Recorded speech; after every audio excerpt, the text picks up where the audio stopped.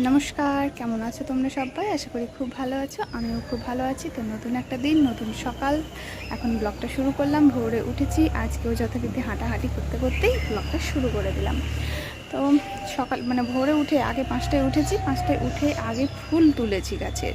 নইলে বাইরের গাছের ফুল একটুকুও পাওয়া যায় না তুলতে, তাও আমি তুলতে তুলতে আরেকজন চলে এসে তুলতে লাগলো। যদিও গাছটা আমাদেরই লাগানো, ঘেরা, তোমাদেরকে দেখায় দাঁড়াও।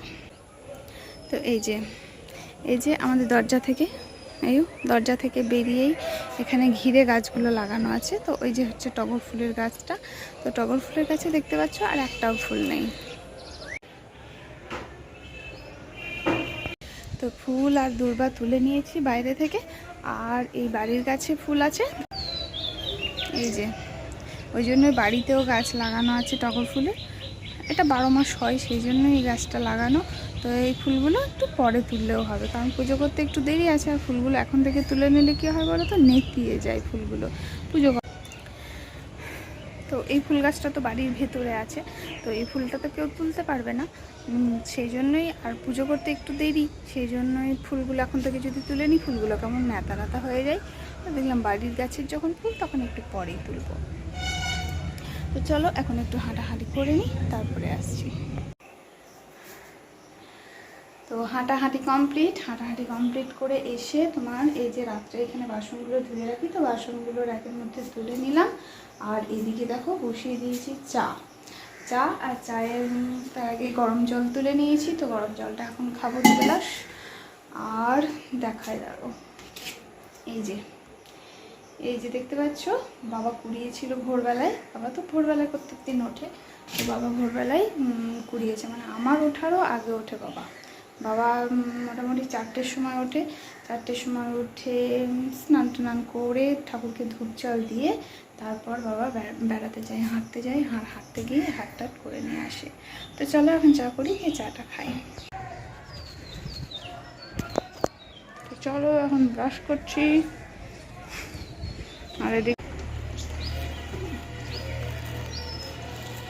কারণ জল দিয়ে নষ্ট করছে গাছগুলোকে। মাটিতে জল আছে আর জল দিচ্ছে।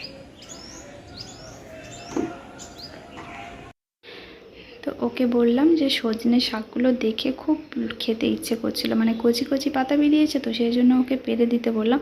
তো একটা নিয়ে চলে এসেছে কাটারি। তো কাটারি দিয়ে এখন এই ডালটাকে পুরোটাই কেটে দিচ্ছে, কারণ হচ্ছে আম গাছটাকে খুব বাড়তে পারছে না আম গাছটা সজনে গাছের ডালের জন্য। তো সেই জন্য পুরো ডালটাকেই কেটে দিল।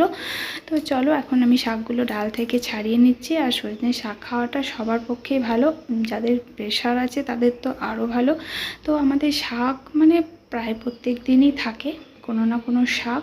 তো আজকে সজনের শাকটাই করব, কারণ দিদা এসেছে। দিদাও প্রচণ্ড শাক খেতে ভালোবাসে আর হাই প্রেশার, তো সেই জন্য ভাবলাম আজকে সজনের শাকটাই করি। আর এদিকে ছেলে ব্রাশ করছে, মাও যার মতো কাজ করছে, আর দিদা দেখো একটু হাঁটছিল, তো এখন বাড়িতে গেল। তো চলো, এদিকে একটা কুমড়ো গাছ হয়েছে। তো কুমড়ো গাছটা পাঁচিলের এই পাশে, তো সেই জন্য ছাগলে টেনে নামিয়ে দিচ্ছে। কুমড়োও ধরেছে, ওখানে একটা কুমড়ো ধরে আছে, তাই বললাম লোকে দেখতে পাবে, তুলে নিয়ে পালাতে পারে। তো সেই জন্য বললাম ওকে একটু আটকে দিতে এইসব দিয়ে। আর এখানে দেখো, এটা হচ্ছে আমার বাবার বাড়ির জমির গম। তো ঠাকুমা টোটোতে করে এসেছিল আমাদের বাড়ি, তো সেই জন্য কিছু গম নিয়ে এসছে, নতুন গম।